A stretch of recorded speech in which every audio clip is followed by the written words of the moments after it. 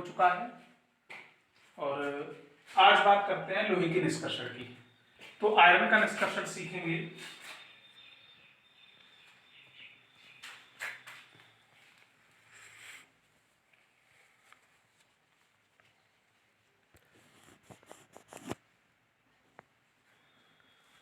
Fe का निष्कर्षण करने के लिए सबसे पहले तो हमें आयरन के अयस्क मालूम होने चाहिए और किस अयस्क से आयरन का निष्कर्षण करते हैं।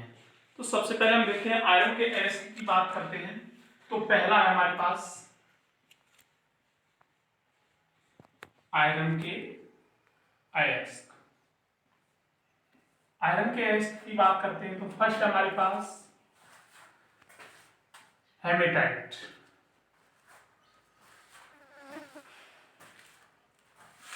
हेमेटाइट की बात करते हैं तो आयरन के ही ऑक्साइड होते हैं ये। तो हेमेटाइट की बात करते हैं तो आयरन के ऑक्साइड में देखते हैं तो इसमें लिख सकते हैं Fe2O3। Fe2O3। Next limonite.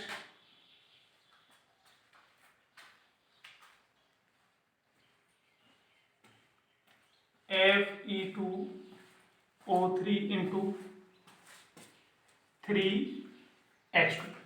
हम इसे व्हाइट हेमेटाइट के नाम से भी जानते हैं। फर्स्ट हमारे पास हेमेटाइट का फॉर्मूला मेरे को मालूम होना चाहिए Fe2O3। Next limonite Fe2O3 into 3H2। Third magnetite. Magnetite की बात करते हैं तो Fe3O4। नेक्स्ट फूल्स गोल्ड जिसे कहते हैं हम आयरन पायराइट।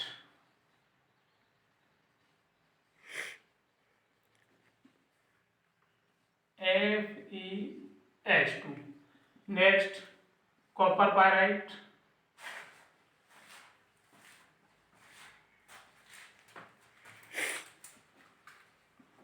CuFeH2। अब ये हमारे पास अयस्क दिए गए हैं। इन अयस्क में हम देख सकते हैं hematite, limonite, magnetite, iron pyrite, copper pyrite. तो इसमें से हमको आयरन दरअसल प्राप्त करना है तो हम लिमोनाइट या भूरा हेमेटाइट, व्हाइट हेमेटाइट को ले सकते हैं। अब यहाँ पर ये देखेंगे सबसे पहले अयस्क और खनिज। पीछे एक बार डेफिनेशन फिर नजर करते हैं, पीछे एक बार पढ़ भी चुके हैं, ये सीख भी चुके हैं। अयस्क वो होते हैं जिसमें धातुओं का उपस्थित होना बहुत अनिवार्य होता है और इनसे यदि धातु का शोधन करते हैं तो अत्यधिक मात्रा में धातु हमको प्राप्त होती है, जबकि ऐसा खनिज में नहीं होता है। तो इसके पॉइंट को ऊपर लिख सकते हैं, समझ सकते हैं सभी अयस्क खनिज तो हो सकते हैं लेकिन सभी खनिज अयस्क नहीं होते हैं। तो आज सीखते हैं हम लिमोनाइट से आयरन किस तरीके से प्राप्त करते हैं। तो एक बेसिक पॉइंट बोर्ड एग्जाम में काम करने के लिए सीख सकते हैं।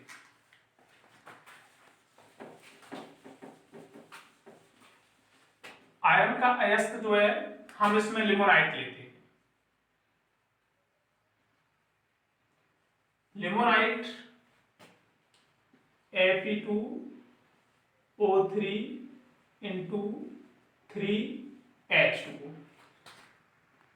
बेसिक पॉइंट बहुत ही इंपोर्टेंट है जिसे हम आसानी से सीख सकते हैं और केवल बेसिक पॉइंट जो हम अपने माइंड में बना लेते हैं उसके अकॉर्डिंग हम काम करते हैं तो आसानी से केमिस्ट्री को सॉल्व कर सकते हैं। आयरन को निकालने के लिए लॉन्ग क्वेश्चन है और आसानी से सॉल्व कर सकते हैं। बहुत ही इंपॉर्टेंट है, इंटरेस्टेड, जिसे हम यदि कंसंट्रेट होकर के सीखने का, समझने का प्रयास करेंगे तो हम इसको आसानी से सीख सकते हैं।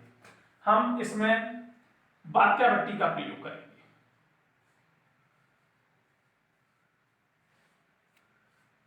सबसे पहले हम ये देखते हैं धातुओं का शोधन करने के लिए दरअसल दो भट्टियों का प्रयोग किया जाता है। फर्स्ट हमारे पास जो पीछे हम कॉपर पढ़ करके आए थे, कॉपर को निकालने के लिए परावर्तनीय भट्टी, आयरन को निकालने के लिए हम पाथ्य भट्टी का प्रयोग करते हैं। अब हम यहाँ पर ये सीखेंगे आयरन को हम पाथ्य भट्टी में कैसे निकालते हैं। सबसे पहले इसके जो सारे प्रोसेस हैं एक नजर देते हैं। पहला प्रोसेस क्या है, अयस्क को बारीक कणों में पीसना।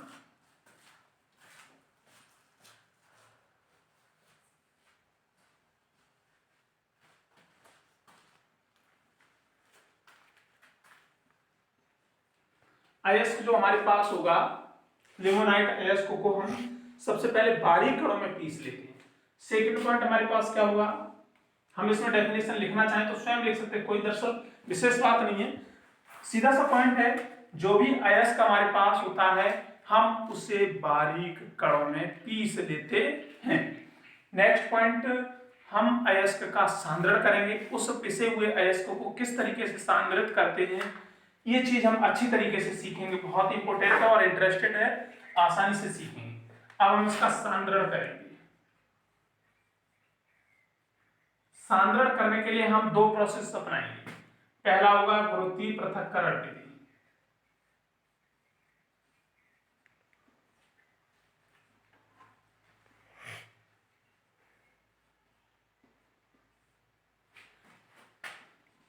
दूसरी विधि जो होगी वो होगी चुंबकीय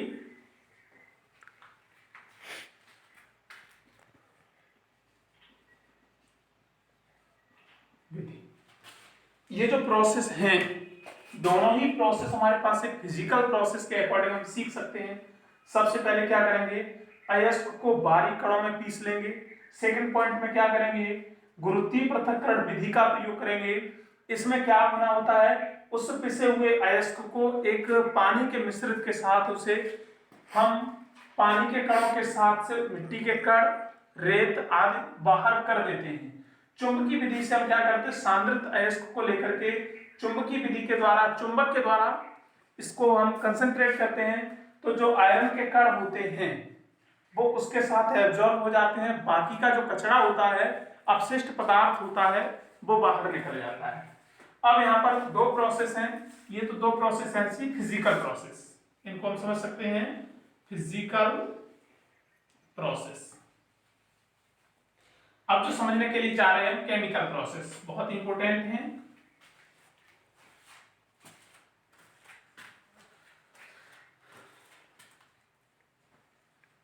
केमिकल प्रोसेस जो सीखने के लिए जा रहे हैं बहुत इंपॉर्टेंट है और आसानी से सीख सकते हैं। फर्स्ट पॉइंट, जब सांद्रित अयस्क, चाहे वो कॉपर हो, चाहे वो जिंक हो, चाहे वो आयरन हो, जो सांद्रित अयस्क है उसका हमें क्या करना पड़ता है, सबसे पहला पॉइंट होगा भर्जन। भर्जन जो करते हैं हम वो ऑलरेडी भर्जन या निस्तापन। भर्जन या निस्तापन हमेशा O2 की उपस्थिति।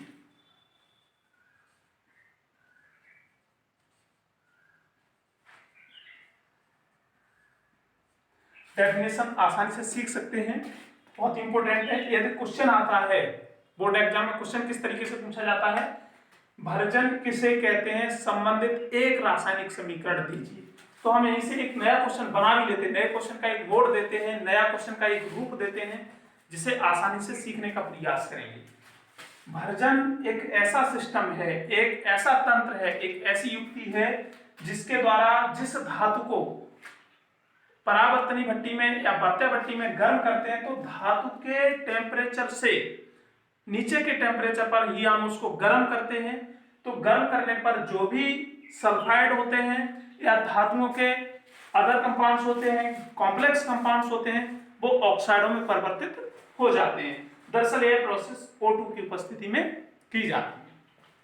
तो हम यहाँ पर भर्जन करने के लिए जा रहे हैं, इसमें सीखेंगे सबसे पहले क्या करना है। हमें मालूम है जो अयस्क है हमारे पास उसमें सल्फर भी हो सकता है, सल्फर ऑलरेडी होता है, तो सल्फर O2 के साथ अभिक्रिया करके SO2 में कन्वर्ट हो जाता है। SO2 में कन्वर्ट हो जाता है तो यही SO2 एक्सक्रिएटेड हो जाती है।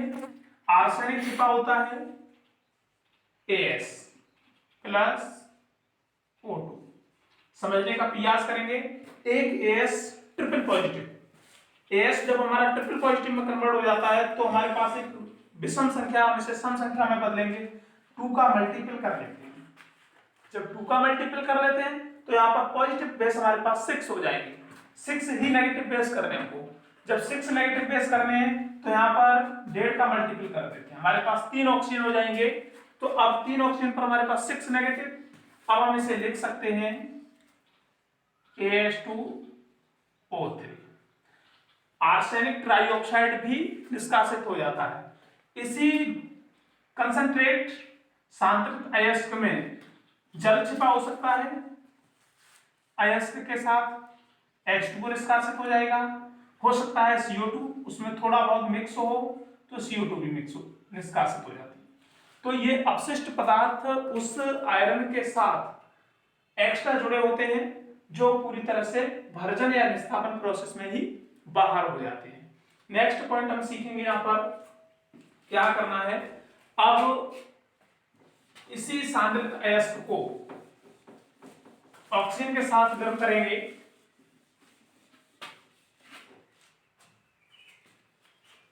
समझ सकते हैं Fe2O3 into 3H2। जैसे ही इसको गर्म करते हैं तो गर्म करने पर रिजल्ट क्या होता है, जो जल के क्रिस्टल होते हैं, जो जल के क्रिस्टल हैं वो आसानी से विघटित हो जाते हैं, आसानी से टूट करके निष्कासित हो जाते हैं। और हमें लग रहा है केवल जल के क्रिस्टल की जो संख्या है वो यहाँ पर 3 है, तो 3 जल के मॉलिक्यूल्स आसानी से बाहर निकल जाते हैं।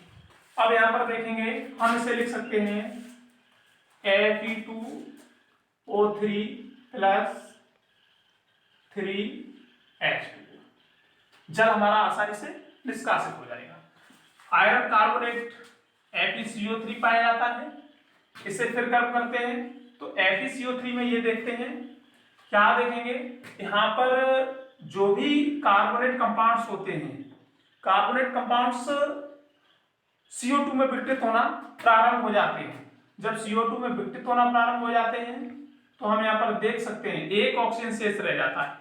एक ऑक्सीजन को आयरन के साथ हम ऐड कर सकते हैं, Fe2 पॉजिटिव बेस, एक ऑक्सीजन 2 नेगेटिव बेस, तो हम इन्हें एक साथ लिख सकते हैं FeO।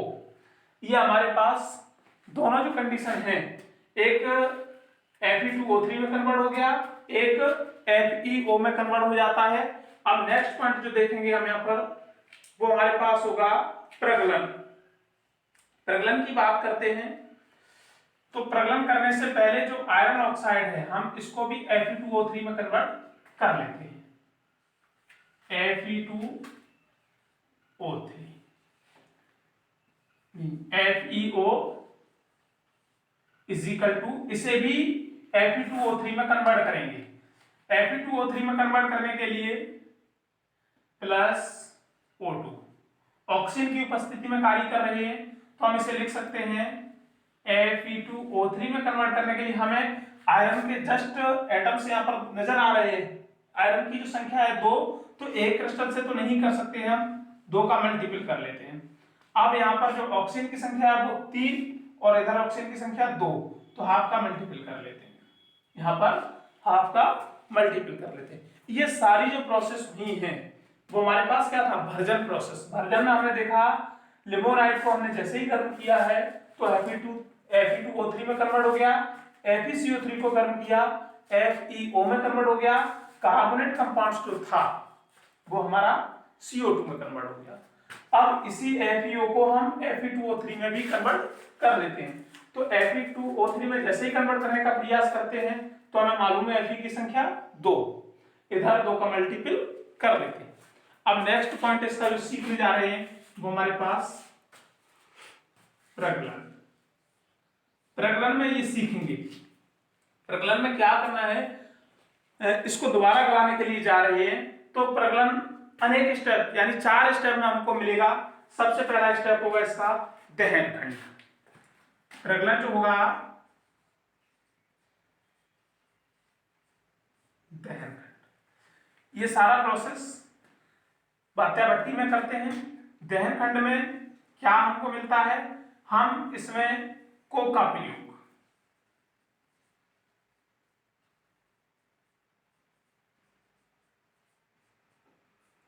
प्रयोग करते हैं। किस तरीके से करेंगे, C+O2 is equal to CO2, CO2 plus C is equal to 2CO। यहां पर ये सीखेंगे, जब भी दहन खंड कोक का प्रयोग करते हैं, अगर किसी भी रासायनिक समीकरण में या किसी भी अभिक्रिया में कहीं पर भी कोक का प्रयोग किया जाता है तो CO2 न बन करके CO कार्बन मोनोऑक्साइड का निर्माण होता है, क्योंकि ये कोक एक कॉम्प्लेक्स एटम से मिलकर के बना होता है, जटिल संरचना होती है इसकी, इसलिए कार्बन मोनोऑक्साइड में टूटना प्रारंभ हो जाता है। तो हम यहाँ पर आसानी से लिख सकते हैं समझने के लिए, CO का निर्माण, CO का निर्माण,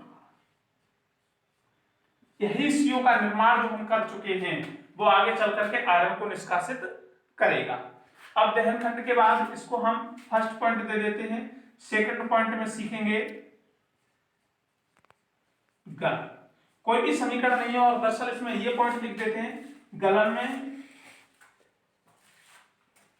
लोहे का गलना। इसमें ऑलरेडी जो आयरन के अयस्क होते हैं वो पूरी तरह से पिघल जाते हैं, तो हम इसमें लिख सकते हैं लोहे का गलना या फिर आयरन का पूरी तरह से पिघलना। आयरन पूरी तरह से पिघलना प्रारंभ हो जाता है, जब पिघलना प्रारंभ हो जाता है तो ये इसमें जो अपशिष्ट पदार्थ होते हैं वो धातुमल में बदलना प्रारंभ हो जाते हैं। तो अब तीसरा पॉइंट है इसका, धातुमल क्षेत्र।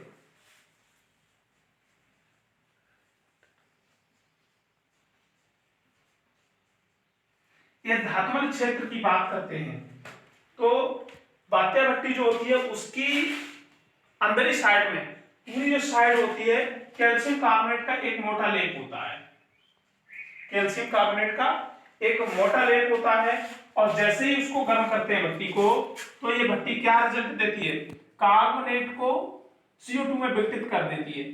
जब कार्बोनेट CO2 में विघटित हो जाता है तो प्लस हमारे पास जो शेष बचता है, एक ऑक्सीजन अभी भी यहां पर शेष बचा है और रिजल्ट आ जाता है CaO, कैल्शियम ऑक्साइड। तो पीछे हम पढ़ चुके हैं जो कैल्शियम ऑक्साइड अपशिष्ट पदार्थ हमारे पास, ये एक क्षारीय पदार्थ है, तो इसमें एक एसिड गालक का प्रयोग करते हैं। जब अम्लीय गालक का प्रयोग करते हैं तो ये धातुमल के रूप में बाहर निकल जाता है। वो किस तरीके से करेंगे, CaO प्लस SiO2। किस तरीके से ये कार्य करता है, हम जानते हैं Ca पर हमारे पास 2 positive base, Si4 positive base, 4 और 2 6 पॉजिटिव बेस हमारे पास यहाँ पर हो चुके हैं, 6 ही नेगेटिव बेस की आवश्यकता है, तो 4 नेगेटिव बेस यहाँ पर हैं और 2 नेगेटिव बेस यहाँ पर है। 6 पॉजिटिव 6 नेगेटिव को आसानी से संतुलित कर लेते हैं, तो हम इसे लिख सकते हैं CaSiO3, जिसका फॉर्मूला का नाम होगा कैल्शियम सिलिकेट, या हम इसे लिख सकते हैं धातुमल। अब नेक्स्ट पॉइंट हम पढ़ने के लिए जा रहे हैं वो हमारे पास क्या होगा,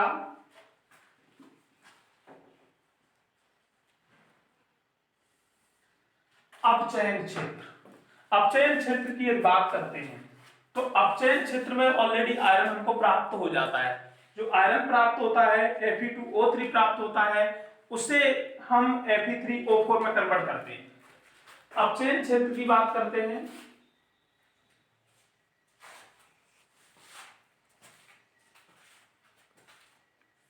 चार स्वरों में इसको बराबर बात्या भट्टी को बांटने का प्रयास करते हैं। पहला क्षेत्र होगा हमारे पास दहन, सेकंड गलन, उसके बाद थर्ड धातुमल क्षेत्र, उसके बाद फोर्थ अपचयन क्षेत्र। अपचयन क्षेत्र में जो हमको सबसे पहले यहां पर देखेंगे Fe2O3 हमारे पास जो प्राप्त हुआ था वो लास्ट रिजल्ट क्या था, Fe2O3 आयरन ऑक्साइड था।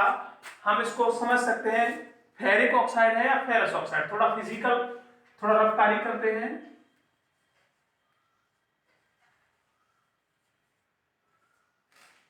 रफ कार्य में देखेंगे, हमें मालूम है Fe2 पॉजिटिव से कहीं पर ऐड होता है तो हम इसको किस नाम से पढ़ते हैं? फेरस। Fe यदि ट्रिपल पॉजिटिव से ऐड होता है तो इसको किस नाम से पढ़ते हैं? फेरिक। फेरिक के नाम से। तो अब बात करते हैं यहाँ पर जो हमारे पास है Fe2O3, तो हम अंदाजा लगा सकते हैं ये ऑक्साइड किस टाइप का है। माइनस की संख्या हमारे पास 6, प्लस की संख्या हमारे पास 6। एक Fe पर जो पॉजिटिव आवेश की संख्या है वो हमारे पास ट्रिपल पॉजिटिव। जब ट्रिपल पॉजिटिव है तो हम समझ सकते हैं ये ऑक्साइड हमारे पास फेरिक ऑक्साइड है। अब फेरिक ऑक्साइड को हम फेरी फेरो ऑक्साइड में कन्वर्ट करेंगे, तो फेरी फेरो ऑक्साइड में कन्वर्ट करने के लिए क्या करना है? हमें Fe2O3 लेना है। Fe2O3 प्लस हम Fe2O3 को किस तरीके से ऐड करें, किस तरीके से रिएक्शंस करें ताकि वो जाकर के फेरी फेरो ऑक्साइड में कन्वर्ट हो पाए। तो यहां पर हम ये देखेंगे, पहले समझने का प्रयास करेंगे। Fe3O4, एक बार फिर इस पर ध्यान देते हैं। हमें ये मालूम है Fe2O3 हमारे पास फेरिक ऑक्साइड है। जब इजिकल टू के उधर ले जाएंगे, पीछे बेस कॉम्प्लेक्स बेस पढ़े थे हमारे पास, क्या था? पेरियोडिक टेबल से पढ़े थे, उसमें नजर आया था जो भी हमारे पास संक्रमण यौगिक होते हैं, संक्रमण तत्व होते हैं, रिएक्शन करते समय उनकी ऑक्सीडेशन स्टेट चेंज हो जाती है, उनकी ऑक्सीकरण अवस्थाएं चेंज हो जाती हैं। तो यहाँ पर +3 एक Fe परमाणु +3 के साथ जुड़ा है, और यहाँ पर जो Fe परमाणु है उस पर प्लस आवेश की संख्या अर्थात ऑक्सीडेशन स्थिति को मापने का प्रयास करते हैं। तो Fe3O4 को हम लिख सकते हैं Fe2O3 FeO। यहाँ पर जो Fe की ऑक्सीडेशन स्टेट है वो +2, सेकंड 3 दूनी 6, माइनस की संख्या 6 तो प्लस की संख्या 6, हाफ कर लेते हैं तो प्लस का 3। एक Fe प्लस ट्रिपल पॉजिटिव में जुड़ा हुआ है तो इसका नाम रख देते हैं फेरी फेरो ऑक्साइड। ये कन्वर्ट हो जाता है हमारा फेरी फेरो ऑक्साइड में। तो अब यहाँ पर बात करते हैं प्लस, जो हमारे पास कार्बन मोनोऑक्साइड बना था, CO बना था, उसी का प्रयोग कर लेते हैं। अब एक ऐसी उचित संख्या से गुणा करते हैं ताकि इनकी संख्या बराबर हो जाती है। इसमें 3 का मल्टीपल कर दें तो आयरन की संख्या 6 हो जाएगी। इसमें यदि 2 का मल्टीपल कर दें तो यहाँ पर आयरन की संख्या 6 हो जाएगी। हमारे पास ऑक्सीजन की संख्या यहाँ पर 9 है, यहाँ पर 8 है। एक ऑक्सीजन को बाहर निकालने के लिए क्या करना है? CO ऑलरेडी एक ऑक्सीजन को एब्जॉर्ब करके CO2 में कन्वर्ट हो जाता है। जब CO2 में कन्वर्ट हो जाता है तो हम इसे आसानी से CO2 में लिख सकते हैं।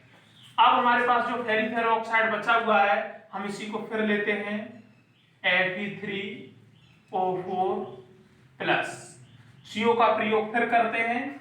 प्रयोग करते वक्त हम ये देखेंगे CO का ये विशेष गुण है, ये अपने पास पॉइंट फिट कर लेना है। CO का ये विशेष गुण है, वो एक ऑक्सीजन को एब्जॉर्ब करके CO2 में कन्वर्ट हो जाता है।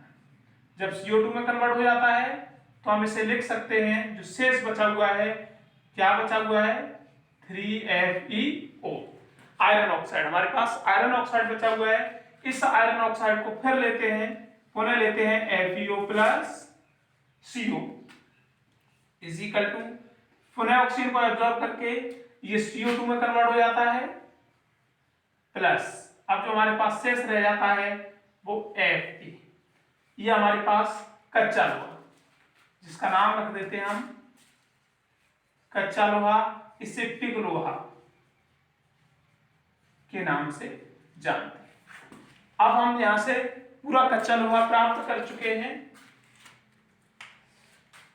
इसमें मैग्नीज, सल्फर और विशेष परिस्थितियों में कुछ अशुद्धियां पाई जाती हैं, इसलिए इसका कच्चा लोहा निर्माण हो चुका है। यहाँ पर हम एक बार फिर समझने का प्रयास करते हैं। हम लोहे का निष्कर्षण सीखते हैं। लोहे का निष्कर्षण किस तरीके से करते हैं? लेमोनाइट से, भूरा हेमेटाइट से हम इसका निष्कर्षण करते हैं। तो फॉर्मूला हमको मालूम होना चाहिए। सबसे पहले हम इसका भर्जन करते हैं। भर्जन करते वक्त हम क्या देखेंगे? इसको आयरन ऑक्साइड में कन्वर्ट कर लेते हैं, ऑक्साइड में कन्वर्ट कर लेते हैं। FeCO3 इसमें मिक्स होता है, वो सीधा जब इसको गर्म करते हैं तो CO2 में विघटित हो जाता है, और कार्बोनेट ग्रुप जब CO2 में विघटित हो जाता है तो एक सिंगल ऑक्सीजन बचता है, वही ऑक्सीजन आयरन के साथ ऐड कर लेते हैं। जब आयरन के साथ ऐड कर लेते हैं तो FeO में कन्वर्ट हो जाती है। यही FeO कन्वर्ट किस में करते हैं, फिर पुरानी अवस्था में ले जाते हैं, इसको Fe2O3 में कन्वर्ट कर लेते हैं। तो Fe2O3 में कन्वर्ट करने के लिए दो मॉलिक्यूल्स का यूज करते हैं। जब दो मॉलिक्यूल्स हम इसे यूज में लेकर के आते हैं तो Fe2O3 प्राप्त होता है। अब सेकंड पॉइंट इसका प्रगलन करने का प्रयास करते हैं। प्रगलन में हमारा फर्स्ट पॉइंट रहेगा दहन खंड। दहन खंड में को का प्रयोग करते हैं, और जब किसी केमिकल में को का प्रयोग करते हैं तो वहां पर CO का निर्माण होता है। C plus O2 is equal to CO2 लिख सकते हैं, CO2 प्लस C 2CO, हमारे पास को का निर्माण हो चुका है। गलन, लोहे में लोहे का गलना या पूरा जो भी अयस्क होता है हमारे पास वो पिघल करके गल जाता है। धातुमय क्षेत्र नीचे की तरफ चलते हैं तो हमारे पास CaCO3। हम इसका टेम्परेचर हमें मालूम होना चाहिए, भर्जन का जो टेम्परेचर है हमारे पास वो 1500 केल्विन, गलन का जो टेम्परेचर हमारे पास वो 1200 केल्विन। अब यहाँ पर अपचयन क्षेत्र है वो हमारे पास 800 केल्विन। तीनों का टेम्परेचर जब ऊपर से नीचे की तरफ चलते हैं तो टेम्परेचर लोअर कंडीशन में चलता जाता है, तो कच्चा लोहा इस तरीके से हमको प्राप्त हो जाता है। अब इस कच्चे लोहे से हम विशेष थ्योरेटिकल के अकॉर्डिंग, डेफिनेशन के अकॉर्डिंग हम इसे ढलमा लोहा, पिटमा लोहा आदि में परिवर्तित कर लेते हैं। तो नेक्स्ट सीखेंगे जो हम निकालने के लिए जा रहे हैं चांदी का निष्कर्षण।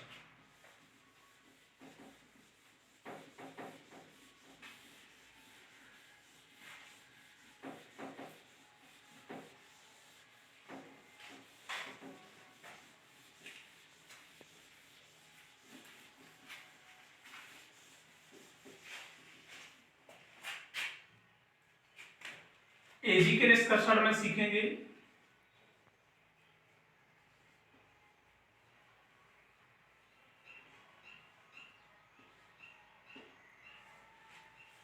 इसको निकालते हैं, चांदी को निकालने का प्रयास करते हैं। तो एजी को, सिल्वर को निकालने के लिए हम इसके अयस्क मालूम होने चाहिए, और चांदी को किस तरीके से निकालते हैं। तो चांदी और सोना और चांदी दोनों ही नेक्स्ट वीडियो में निकालेंगे, जिसमें हम कल सीखेंगे चांदी का निष्कर्षण किस तरीके से किया जाता है, एक रिडक्शन विधि के अकॉर्डिंग हम इसको किस तरीके से निकालेंगे। तो आयरन हम आज पूरा निकाल चुके हैं, एक बार इसको फिर अच्छे से वीडियो को आसानी से देखेंगे तो हम आयरन निकालना सीख लेते हैं। अब चांदी का निष्कर्षण आगे नेक्स्ट वीडियो में कर लेंगे।